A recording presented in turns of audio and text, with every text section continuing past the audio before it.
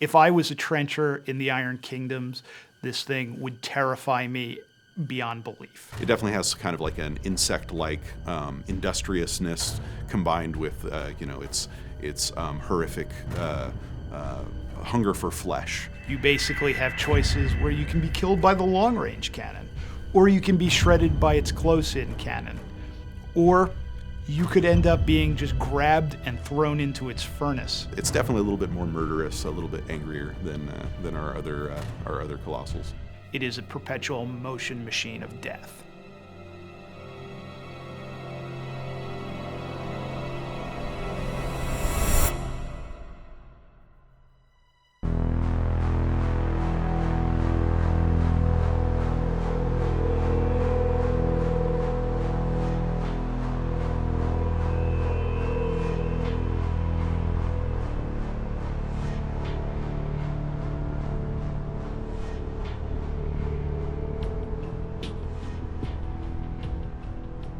Right after the Orgoth were kicked out, and also after the Colossal Wars that were between the Khador and Signar with the old Colossals, Cryx kind of went to the mainland and grabbed scientists and inventors to learn about these great machines that mankind had made, and kind of made their own sort of smaller version of those with the Kraken. The other armies have been creating ever larger war machines, so now is the time where Cryx needs to unleash its largest and most powerful weapons. I don't know about you, I would rather die at range than suffer the indignity of screaming my last words as I'm being poured into a necrotite furnace. It's a terrible way to go.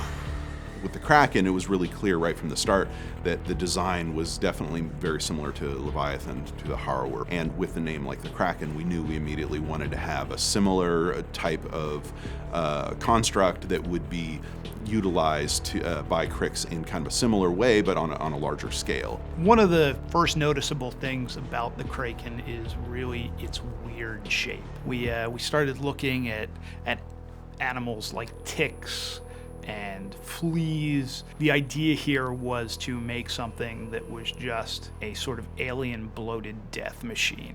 I always enjoy when the rules and the concept come together in something that feels really right for the faction, and the meat-fueled quality with the Kraken qualifies. Meat-fueled is an idea that the Kraken doesn't just run on necrotite.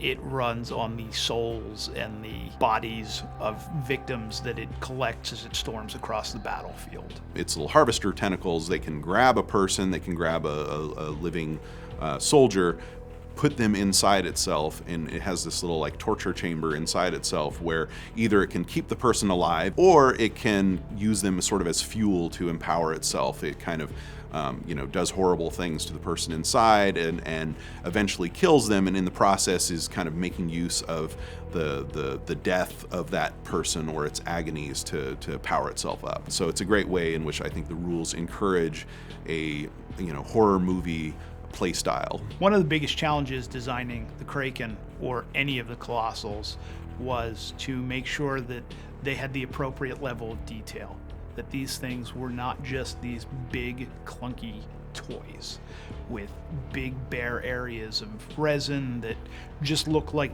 had they been put together for a child. Maintaining those design elements from Cryx, the large rib structures, the chest cavities. We want it to look like you can cut yourself at any moment. These things are definitely, designed so that they look like they chew children up. They aren't made for their safety, right? I'm always amazed when I get to finally see the model both just completed and in 3 dimensions. It's always great to see the model, but then especially when they're painted up, it's just, all the little details come to life. The first time that I saw the actual finished physical model of the Kraken, I was just stunned. The sculptor that created it, Ben Meisner, just put on an achingly beautiful amount of detail, and he totally captured what I think we were going for in the initial concepts. The Kraken, I think it really embodies everything that makes Cryx fun, and it's a perfect combination of a great sculpt, fun rules, and a look that really suits the faction, and that's what we want to achieve, I think, with all the Colossals.